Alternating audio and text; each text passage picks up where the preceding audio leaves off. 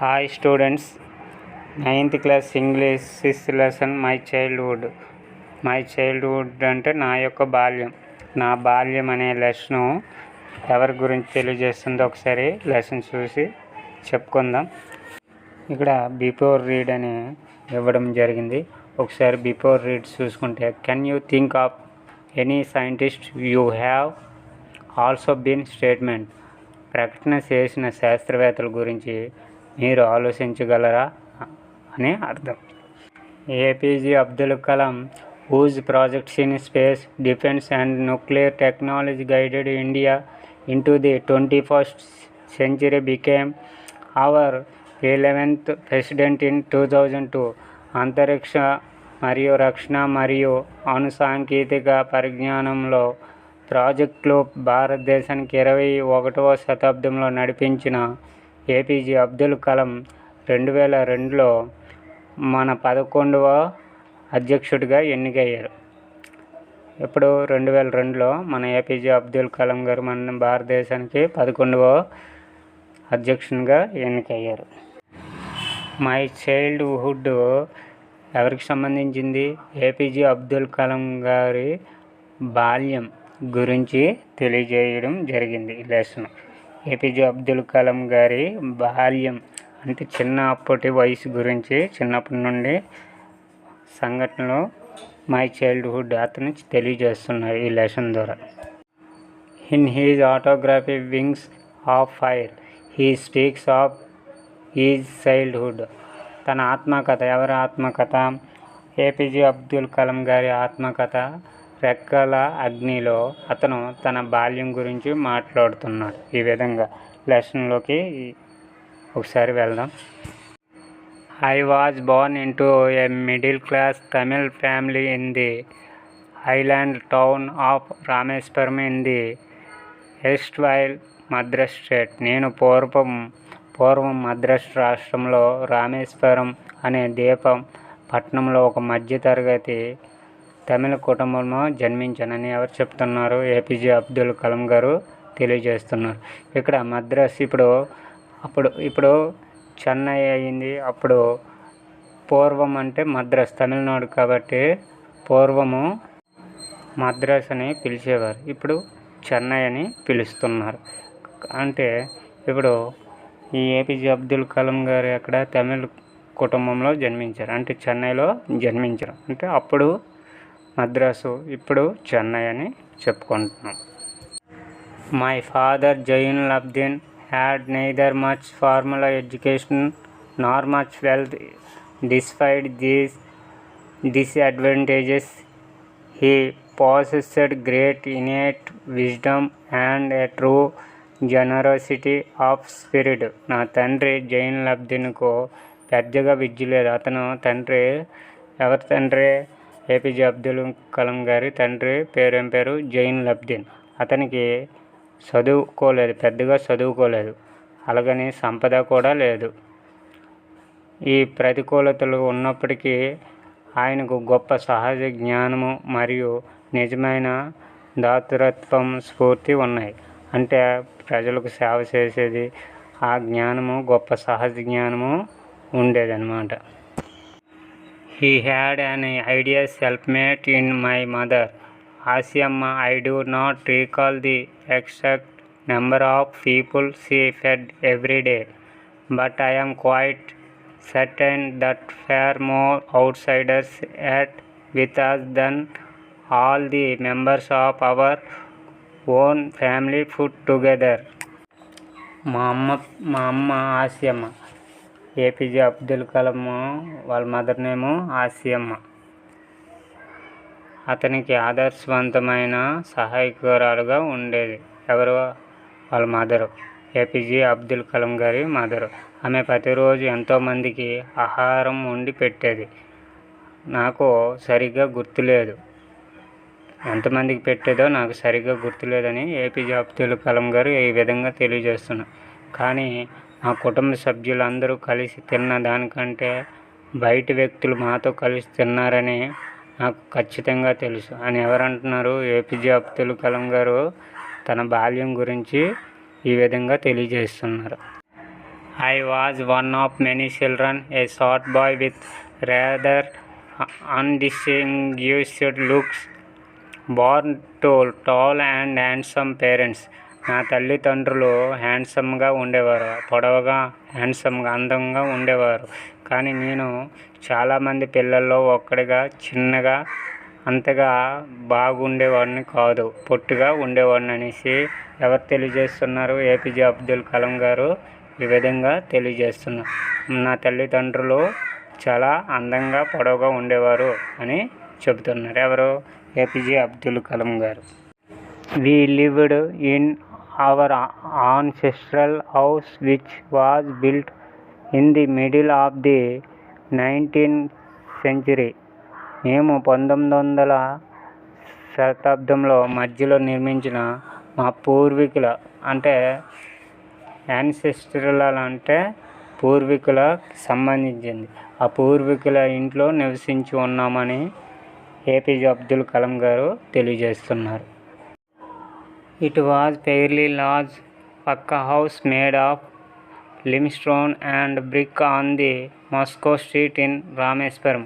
అది రామేశ్వరంలోని మసీదు వీధిలో సున్నపరాయ మరియు ఇటుకలతో నిర్మించబడ్డ చాలా పెద్ద పక్క ఇల్లు అది అని చెప్తున్నారు. ఎవరో ఇతను బాల్యం గురించి తెలియజేస్తున్నారు. My austere father used to avoid all the incidental comforts and luxuries. అంటే తన తండ్రి అనవసరమైన సౌకర్యాలు మరియు విలాసాలకు దూరంగా ఉండేవాడు. అంటే అనవసరమైన సౌకర్యాలు ఏవైతే ఉన్నాయో అలాగే అనవసరమైన విలాసాలకి దూరంగా ఉండేవారు. However, all necessities were provided for in terms of food, medicine or class. ఆహారము, మందులు మరియు బట్టలు పరంగా అన్ని అవసరాలు ఫాదరు తీర్చేవారని తెలియజేస్తున్నారు. మందులు, ఆహారం, బట్టలు అన్ని అవసరాలకు సరిపడినట్టు తీర్చేవారని వాళ్ళ ఫాదరు ఈ విధంగా తీర్చేవారని ఏపీజే అబ్దుల్ కలాం గారు తెలియజేస్తున్నారు. In fact, I would say mine was a very secure childhood, both materially and emotionally. నిజానికి నాది భౌతికంగా మరియు భావోద్వేగపరంగా చాలా సురక్షితమైన బాల్యం అని నేను చెబుతున్నాను అని ఈ విధంగా తన బాల్యం గురించి ఏపీజే అబ్దుల్ కలాం గారు తెలియజేస్తున్నారు. The second world war broke out in 1939 when I was 8 years old. నాకు 8 సంవత్సరాల వయసులో 1939లో రెండవ ప్రపంచ యుద్ధం ప్రారంభమైంది. For reasons I have never been able to understand, a sudden demand for tamarind seeds erupted in the market. నాకు అర్థం కాని కారణాల వల్ల మార్కెట్లో చింతపండు విత్తనాలకు అకస్మాత్తుగా డిమాండ్ పెరిగింది. I used to collect the seeds and sell them to a provision shop on Moscow Street. నేను విత్తనాలు సేకరించి మసీదు వీధిలోని ఒక కిరాణా దుకాణంకి అమ్మేవాడిని. A day's collection would fetch me princely sum of $1. My brother-in-law Jalaluddin would tell me stories about the war which I would later attempt to trace in the headlines in దినమణి. ఒకరోజు కలెక్షన్కి నాకు ఒక అనా పెద్ద మొత్తం, ఆ రోజు పెద్ద మొత్తము అనా వచ్చింది, ఒక అనా వచ్చింది అని తెలియజేస్తున్నాను. నా బావమరిది జలాలుద్దీన్ నాకు యుద్ధం గురించి కథలు చెప్పేవాడు. వాటిని నేను తరువాత దినమణిలో ముఖ్యాంశాలు చూపించడానికి ప్రయత్నించేవాడిని అని ఈ విధంగా తెలియజేసేవారు. ఎవరు? ఏపీజే అబ్దుల్ కలాం గారు. Our area being isolated was completely unaffected by the war, but soon India was forced to join the Allied forces and something like a state of emergency was declared. The first casualty came in the form of the suspension of the train halt at the Rameswaram station. మా ప్రాంతం ఒంటరిగా ఉండటంతో యుద్ధం వల్ల పూర్తిగా ప్రభావితం కాలేదు. కానీ త్వరలోనే భారతదేశం మిత్రరాజ్యాల దళాలలో చేరవలసి వచ్చింది మరియు అత్యవసర పరిస్థితి లాంటిది ప్రకటించబడింది. మొదటి ప్రమాదం రామేశ్వరం స్టేషన్లో రైలు హాల్ట్ని నిలిపివేయడం ద్వారా సంభవించింది. The newspaper now had to be bundled and thrown out from the moving train on the Rameswaram road between Rameswaram and Dhanushkodi. Rameswaram మరియు ధనుష్కోటి మధ్య రామేశ్వరం రోడ్లో కదులుతున్న రైలులోంచి వార్తాపత్రికలను కట్టలుగా కట్టి బయటికి విసిరేయాల్సి వచ్చింది. That forced my cousin Samsuddin, who distributed newspaper in Rameswaram, to look for a helping hands to catch the bundles, and as if natural, I filled the slot. Samsuddin helped me earn my first wages. దానివల్ల రామేశ్వరంలో వార్తాపత్రికలు పంపిణీ చేసే నా బంధువు సంసుద్దీన్ కట్టెలను పట్టుకోవడానికి paper కట్టలను పట్టుకోవడానికి సహాయం కోసం వెతకవలసి వచ్చింది మరియు సహజంగానే నేను ఆ ఖాళీని పూరించాను. సంసుద్దీన్ నా మొదటి జీతం సంపాదించడానికి నాకు సహాయం చేశాడు. Half centuries later I can still feel the surge of pride in earning my own money for the first time. శతాబ్దం సగం శతాబ్దము తర్వాత కూడా మొదటిసారిగా నా సొంత డబ్బు సంపాదించడం పట్ల నాకు ఇప్పటికీ గర్వం పెరుగుతుంది. నేను మొదటి సంపాదన శతాబ్దం అయిపోయిన కూడా ఇప్పుడు నా మొదటి సంపాదన గురించి ఆలోచిస్తే ఆ గర్వం పెరుగుతుందని చెబుతున్నారు. ఎవరు? అబ్దుల్ కలాం గారు. Every child is born with some inherited characteristics into a specific socio-economic and emotional environment and trained in certain ways by figures of authority. ప్రతి బిడ్డ కొన్ని వారసత్వ లక్షణాలతో విశాలమైన సామాజిక, ఆర్థిక మరియు భావోద్వేగ వాతావరణంలో జన్మిస్తాడు మరియు అధికార వ్యక్తులచే కొన్ని విధాలుగా శిక్షణ పొందుతాడు. I inherited honesty and self-discipline from my father. From my mother, inherited faith in goodness and deep kindness, and so did my 3 brothers and sisters. నేను నా తండ్రి నుండి నిజాయితీ మరియు స్వీయ క్రమశిక్షణ వారసత్వంగా పొందాను.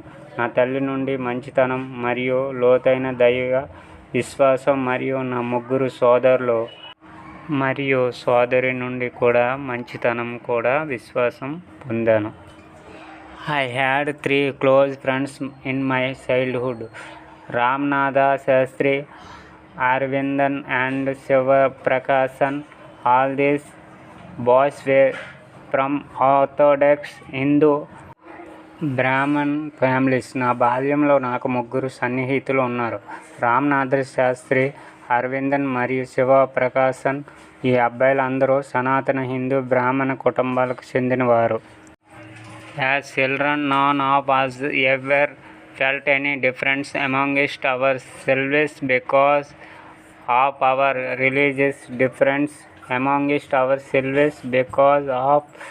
our religious differences and upbringing. పిల్లలుగా మనలో ఎవరో మన మతపరమైన తేడాలు మరియు పెంపకం కారణంగా మన మధ్య ఉన్న మతపరమైన తేడా కారణంగా ఎప్పుడూ మనలో ఎటువంటి తేడాని అనుభవించలేదు. In fact, Ramanatha Shastri was the son of Pakshi Lakshmana Shastri, the high priest of the Rameswaram temple. నిజానికి రామ్నాథ్ శాస్త్రి రామేశ్వరం ఆలయం ప్రధాన పూజారి పక్షి లక్ష్మణ శాస్త్రి కుమారుడు. Later he took over the priesthood of the Rameswaram temple from his father. Arvindan went into the business of arranging transport for visiting pilgrims, and Shivaprakashan became a catering contractor for the Southern Railways. తర్వాత రామనాథ్ శాస్త్రి అతని తండ్రి రామేశ్వరం ఆలయ అర్చకత్వాన్ని స్వీకరించాడు. అలాగే అరవిందన్ సందర్శించే యాత్రికులకు రవాణా ఏర్పాట్లు చేసి వ్యాపారంలోకి దిగాడు. తర్వాత శివప్రకాశం దక్షిణ రైల్వేలకు క్యాటరింగ్ కాంట్రాక్టర్ అయ్యాడు. During the annual Sri Sitarama Kalyanam ceremony, our family used to arrange boats with a special platform for carrying idols of the Lord from the temple to the marriage site, situated in the middle of the pond called Rama Tirtha, which was near our house. వార్షిక శ్రీ సీతారామ కళ్యాణ ఉత్సవంలో మా కుటుంబం ఆలయం నుండి వివాహ స్థలానికి స్వామి విగ్రహాలను తీసుకువెళ్ళడానికి ప్రత్యేక వేదికతో కూడిన పడవలను ఏర్పాటు చేసేవారు. ఇది మా ఇంటికి సమీపంలో ఉన్న రామ్ తీర్థం అనే చెరువు మధ్యలో ఉంది.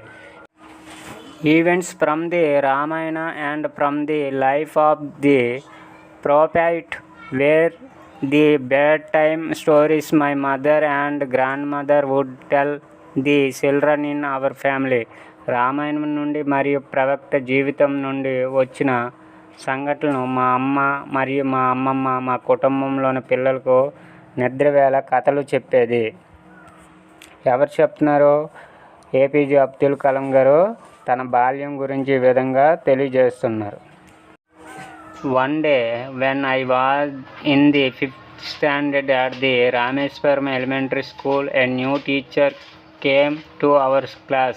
నేను రామేశ్వరం ఎలిమెంటరీ స్కూల్ 5వ తరగతి చదువుతున్నప్పుడు ఒకరోజు మా క్లాసుకి ఒక కొత్త టీచర్ వచ్చారు. I used to wear a cap which marked me as a Muslim, and I always sat in the front row next to Ramnath Shastri, who wore the sacred thread. నేను ముస్లిం అని గుర్తుపెట్టుకొని టోపీని ధరించేవాడిని మరియు నేను ఎప్పుడూ రామనాథ శాస్త్రి పక్కన ముందు వరుసలో కూర్చునేవాడిని.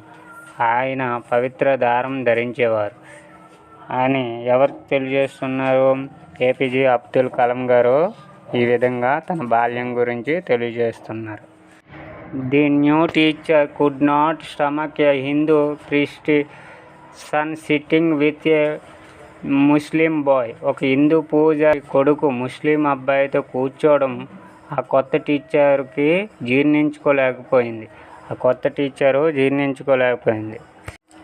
In accordance with our social ranking as the new teacher saw it, I was asked to go and sit on the back bench. కొత్త టీచర్ చూసిన మా సామాజిక ర్యాంకింగ్ ప్రకారం నన్ను వెళ్ళి వెనక బెంచ్ మీద కూర్చోమని చెప్పేవారు. I felt very sad and so did Ramnath Sastry. నాకు చాలా బాధగా అనిపించేది. రామనాథ్ శాస్త్రికి కూడా బాధగా అనిపించింది. He looked utterly downcast as I shifted to my seat in the last row. నేను చివరి వరుస సీట్లోకి మారేసరికి అతను పూర్తిగా దిగులుగా కనిపించాడు. ఎవరు? రామనాథ్ శాస్త్రి దిగులుగా కనిపించేవాడని ఏపీజే అబ్దుల్ కలాం గారు ఇలా తెలియజేశారు. The image of him weeping when I shifted to the last row left a lasting impression on me.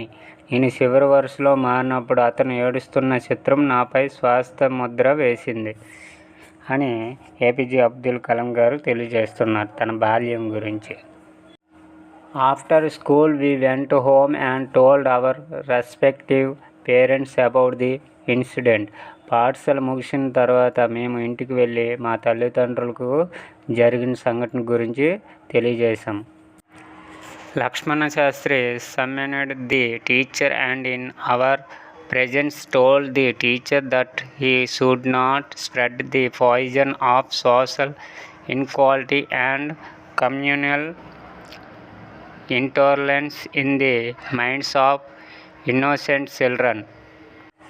లక్ష్మణ శాస్త్రి ఆ టీచర్ని పిలిపించారు మరియు మా సమక్షంలో అమాయక పిల్లల మనసులో సామాజిక అసమానత మరియు మత అసహనం అనే విషయాన్ని వ్యాపింపజేయకూడదని టీచర్కి లక్ష్మణ శాస్త్రి గారు తెలియజేశారు. He bluntly asked the teacher to either apologize or quiet the school and the island. అతను ఏమని చెప్పారు? టీచర్ని క్షమించమని చెప్పారు, లేదా పాఠశాల నుండి మరియు ద్వీపం నుండి వెళ్ళిపోవాలని నిర్మోహటంగా చెప్పారు. ఎవరు? లక్ష్మణ్ శాస్త్రి టీచర్ని ఈ విధంగా తెలియజేశారు. Not only did the teacher regret his behavior but the strong sense of conviction Lakshmana Shastri conveyed ultimately reformed this young teacher. ఆ టీచరు తన ప్రవర్తనని పశ్చాత్తాపడటమే కాకుండా లక్ష్మణ శాస్త్రి వ్యక్తం చేసినప్పుడు దృఢ నిశ్చయం కూడా ఆ టీచర్ని పూర్తిగా సంస్కరించింది. కాబట్టి ఆ యొక్క టీచరు లక్ష్మణ శాస్త్రిని ఏమన్నది, ఆ టీచరు తన ప్రవర్తనని పశ్చాత్తాపడింది. ఎవరి యొక్క? లక్ష్మణ శాస్త్రి యొక్క ప్రవర్తనని సంస్కరించింది. On the whole, the small society of Rameswaram was very rigid in terms of the segregation of different social groups. మొత్తం మీద రామేశ్వరంలోని చిన్న సమాజం వివిధ సామాజిక సమూహాల విభజన పరంగా చాలా కఠినంగా ఉండేది. ఇవన్నీ ఎవరు తెలియజేస్తున్నారు? ఏపీజే అబ్దుల్ కలాం గారు తన యొక్క బాల్యం గురించి ఈ విధంగా తెలియజేస్తున్నారు. However, my science teacher Sivasubramanya Iyer, through an orthodox Brahmin with a very conservative wife, was something of a rebel. అయితే నా science teacher Sivasubramania Iyer science teacher Sivasubramania Iyer అనే టీచరు చాలా సంప్రదాయవాద భార్య కలిగిన సనాతన బ్రాహ్మణుడు అయినప్పటికీ కొంతవరకు తిరుగుబాటుదారుడుగా ఉండేవాడు అని తెలియజేస్తున్నారు. ఎవరు? ఏపీజే అబ్దుల్ కలాం గారు తెలియజేస్తున్నారు. He did his best to break social barriers so that people from varying backgrounds could mingle easily. వివిధ నేపథ్యాల నుండి వచ్చిన ప్రజలు సులభంగా కలిసిపోయేలా సామాజిక అడ్డంకులను ఛేదించడానికి ఆయన తన వంతు కృషి చేశారు. He used to spend hours with me and would say, Kalam, I want you to develop so that you are on par with the highly educated people of the big cities. అతను నాతో గంటల తరబడి గడిపేవాడు మరియు కలాం ఇలా చెప్తున్నాడు, నువ్వు పెద్ద నగరాల్లో ఉన్నత విద్యావంతులైన ప్రజలతో సమానంగా అభివృద్ధి చెందాలని నేను కోరుకుంటున్నానని కలాంకి చెప్పేవాడు. ఎవరో? ఆ ఉపాధ్యాయుడు శివసుబ్రహ్మణ్య లయ్యర్ అనే సైన్స్ టీచరు ఇలా ఏపీజే అబ్దుల్ కలాం గారికి చెప్పేవారు. One day he invited me to his home for a meal. His wife was horrified at the idea of a Muslim boy being invited to dine in her relatively pure kitchen. ఒకరోజు అతను నన్ను తన ఇంటికి భోజనానికి ఆహ్వానించాడు. అతని భార్య తన పవిత్రమైన వంటగదిలో భోజనం చేయడానికి ఒక ముస్లిం అబ్బాయిని ఆహ్వానించారని ఆలోచనతో భయపడింది. She refused to serve me in her kitchen. ఆమె తన వంటగదిలోకి నాకు వడ్డించడానికి నిరాకరించింది.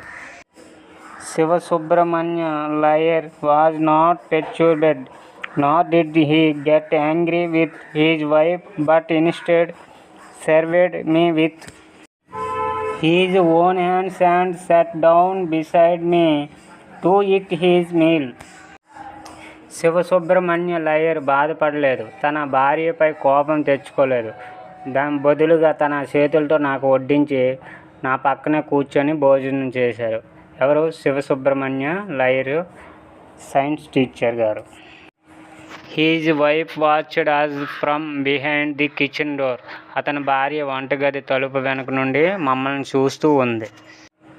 I wondered whether she had observed any difference in the way I ate rice, drank water or cleaned the floor after the meal.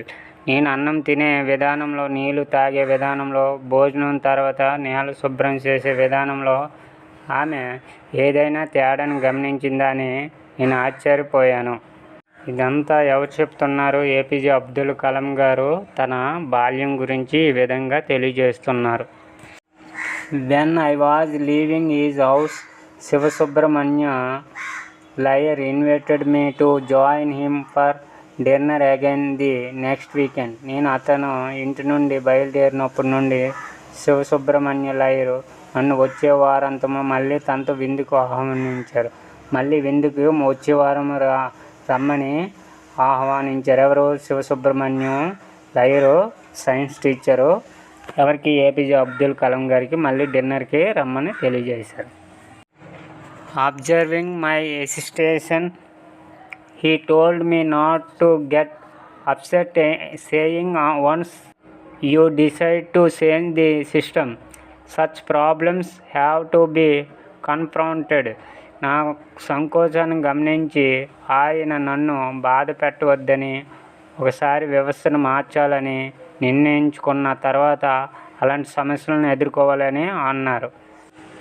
When I visited his house the next week, Sivasubramania Iyer wife took me inside her kitchen and served my food with her own hands. మరుసటి వారం నేను Sivasubramanya liar ఇంటికి వెళ్ళినప్పుడు అతని భార్య నన్ను తన వంటగదిలోకి తీసుకెళ్ళి తన చేతులతో నాకు ఆహారం వడ్డించింది.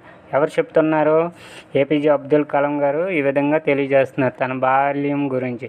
ఎవరు వడ్డించారు? శివసుబ్రహ్మణ్యం సైన్స్ ఉపాధ్యాయుడు. శివసుబ్రహ్మణ్య లయర్ అనే సైన్స్ ఉపాధ్యాయుని భార్య ఆహారం వడ్డించిందని తెలియజేస్తున్నారు. Then the second world war was over and India's freedom was imminent.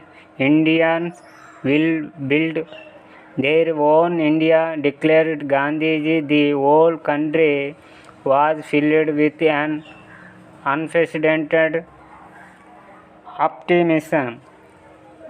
ఇక్కడ అప్పుడు రెండో ప్రపంచ యుద్ధం ముగిసింది మరియు భారతదేశానికి స్వాతంత్రం ఆసన్నమైంది. భారతీయులు తమ సొంత భారతదేశాన్ని నిర్మిస్తున్నారు అని గాంధీజీ ప్రకటించారు.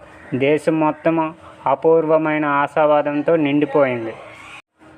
I asked my father for permission to leave Rameswaram and study at the district head quarters in Ramanathapuram.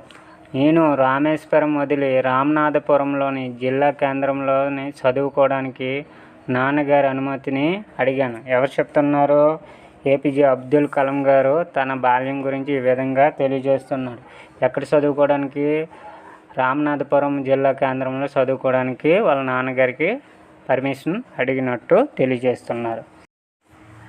He told me as if thinking allowed, Abdul, I know you have to go away to grow. అతను బిగ్గరగా ఆలోచిస్తున్నట్లు నాతో అన్నాడు. అబ్దుల్, నువ్వు ఎదగాలంటే దూరంగా వెళ్ళాలని నాకు తెలుసు అని చెప్తున్నారు. Does the seagull not fly across the sun alone and without a nest. Seagull ఒంటరిగా మరియు గూడు లేకుండా సూర్యుని పైకి ఎగరగలదా అని ప్రశ్నిస్తున్నారు. He quoted Khalil Gibran to my hesitant mother. అతను నా సంకోచించే తల్లికి ఖలీల్ గిబ్రాన్ ఈ విధంగా మాటలు చెప్పాడు. ఏటని చెప్పాడు? Your children are not your children. మీ యొక్క పిల్లలు మీ పిల్లలు కాదు అని ఆ మాటలు ఏవైతే ఉన్నాయో అవి తన మదర్కి తెలియజేశారు. They are the sons and daughters of life's longing for itself. ఏదైతే కోరికలు ఉన్నాయో మీకు ఆ కోరికలు, వారి కోరికకు పుట్టిన కుమారులు మరియు కుమార్తెలు అని ఎవరు చెప్తున్నారు? ఖలీల్ గిబ్రాన్ తన మదర్కి తెలియజేస్తున్నారు. అతని మదర్కి తెలియజేస్తున్నారు. They come through you but not from you. అవి మీ ద్వారా వస్తాయి, కానీ మీ నుండి కాదు. అంటే ఏవైతే కోరికలు ఉన్నాయో అవి నెరవేర్చుకోవడానికి మీ ద్వారా వస్తాయని తెలియజేస్తున్నారు. You may give them your love but not your thoughts, for they have their own thoughts.